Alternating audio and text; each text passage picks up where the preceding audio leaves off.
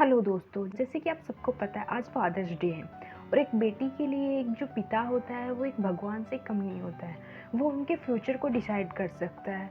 वो उनके लिए या तो फ्यूचर को ब्राइट बना सकता है या उसे गड्ढे में डाल सकता है। मतलब एक पिता एक बेटी के लिए बहुत ज़्यादा ही मायने रखता है।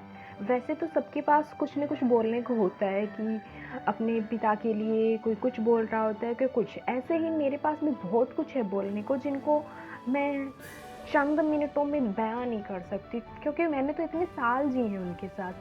तो मेरे बहुत सारे एक्सपीरियंस हैं। बात करते हैं शुरुआत से। तो जिस एरिया में मैं पैदा हुई हूँ वो थोड़ा पुरुष प्रधान समाज है। वहाँ पे लड़कियों पे इतना ध्यान नहीं दिया जाता है। इन सब के बावजूद मेरे पापा ने मुझे सेम मेरे भाइयों के बराबर ट्रीट किया। 12th तक तो उन्होंने सेम मेरे भाइयों के स्कूलों में ही मुझे डाला। 12th के बाद ही असली परीक्षा की बारी आती है।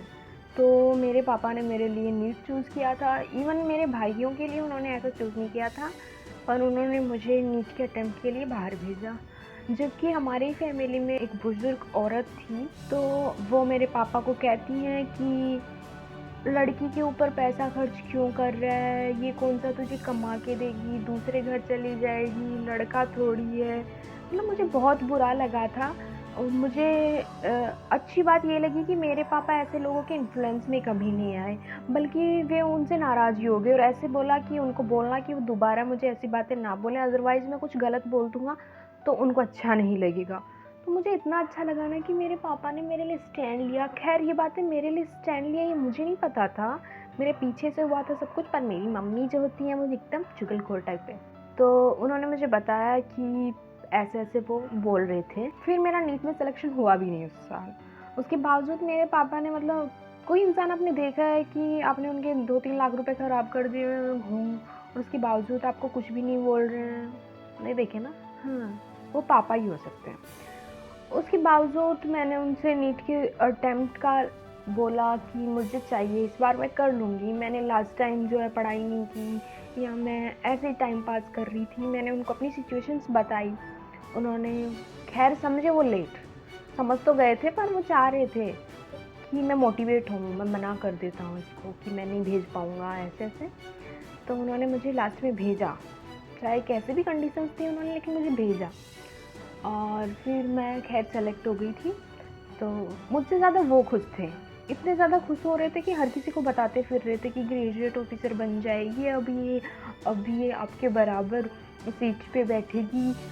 मैं कहीं भी जाती हूँ और मैं कुछ जवाब नहीं देती किसी को, तो बोल देती अब तो मैं आपसे भी बड़ी ग्रेजुएट ऑफिसर बनने वाली हूँ। मैं इतना, मतलब उनको खुश देख पा रही थी जैसे उनके जो पैसे ख़राब हो गए हों नीट की कोचिंग में, वहाँ के हॉस्टल्स में, जैसे सारे वसूल हो गए हों। मेरे से कोचिंग टाइम पे पापा मिलने आया करते थे, तो मतलब वो कुछ कुछ हरकतें ऐसी करते थे जो मतलब ऐसे रुला सी देती थी। जैसे वो मुझे जूस पिलाने लेके जाएंगे, तो वहाँ हम दोनों जूस पी रहे हैं, मैं और पापा, तो मेरा जूस जैसे आधा होता है तो वो अपना आधा ग्लास उसमें डाल देते हैं। तो मैं बोलती हूँ कि पापा ये ऐसे मत करो, मतलब खुद पी लो, मैं पी रही हूँ ना। तो मैंने कहा ऐसे थोड़ी होता है। तो वो बोलते हैं कि अरे तू पी ले, ये तू पी ले। फिर मैंने कहा तो लेकिन ऐसे थोड़ी होता। बोले कि मेरे सारे पैसे वसूल हो जाएंगे जिस दिन तू सेलेक्ट हो जाएगी। तो ऐसी चीज़ें थी जो मुझे हमेशा मोटिवेट रखती थी। मतलब जैसे ही मैं डाउन जाती थी उनका मेरे कॉल के ऊपर मोटिवेशन सेशन चलता था। मतलब मैं रोज़ बात नहीं करती थी वहाँ पे, मैं बुधवार और संडे ये 2 दिन होते थे जब मैं मेरे पापा से बात करती थी। तो क्या होता था ना कि वो उनका मोटिवेशन का तरीका भी अलग था। उनको सब पता होता था कि किस चीज़ से थोड़ी मोटिवेट हो सकती हूँ, किस से मैं डाउन चली जाऊँगी। जब मैं लो कॉन्फिडेंस होती हूँ तो मुझे इतना भर भर के मोटिवेट करते थे कि मेरा कॉन्फिडेंस हाई हो जाता था। और मैं वैसे ओवर कॉन्फिडेंट होती हूँ तो वो मुझे नॉर्मल भी करते थे कि भाई तू इतनी इंटेलिजेंट नहीं है, धरती पे आ जा। तो मतलब वो हमेशा मेरी लाइफ में मुझे बैलेंस रखने के लिए बहुत ज़रूरी थे।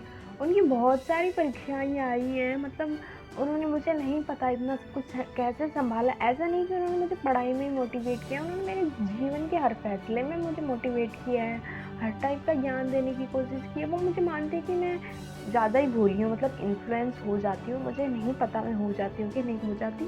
पर अगर उन्होंने बोला है तो ऑफ कोर्स वो मुझसे ज़्यादा बेहतर ही जानते हैं। मैं कहूँगी कि वो बहुत इंटेलिजेंट हैं। मतलब मुझे ऐसा लगता है कि अल्बर्ट आइंस्टाइन से ज़्यादा इंटेलिजेंट है वो। इस तरीके से नहीं कि उनको पढ़ाई की किताबें वगैरह आती हैं, नहीं नहीं ऐसा नहीं है, लेकिन उनकी बातें सुनकर, उनका परफेक्शन देखकर, जो जो बातें वो बोलते हैं उनमें हर एक में वो सही होते हैं। तो बस मैं इतना ही कहूँगी कि वो मेरे लिए सुपरस्टार से कम नहीं है, वो मेरे लिए भगवान से कम नहीं है। उन्हीं के द्वारा जो मेरा पुरुष प्रधान समाज था, वहाँ मुझे नई पहचान मिल पाई है। अब हर लोग मुझे वहाँ डॉक्टर साहब के नाम से जान रहे हैं, जो मेरे लिए बहुत ऐसे खुशनुमा होता है। और जबकि वहाँ पे लड़कियों को पहले इतने मौके नहीं दिए जाते थे, अब काफ़ी मौके मिल रहे हैं सबको। वो मुझे उस टाइम पे भी ऐसे बोलते हैं कि अगर तू सेलेक्ट हो गई ना तो तू एक रिप्रेजेंटेटिव बन जाएगी वहाँ के लिए, तो प्लीज़ तू सेलेक्ट हो जा।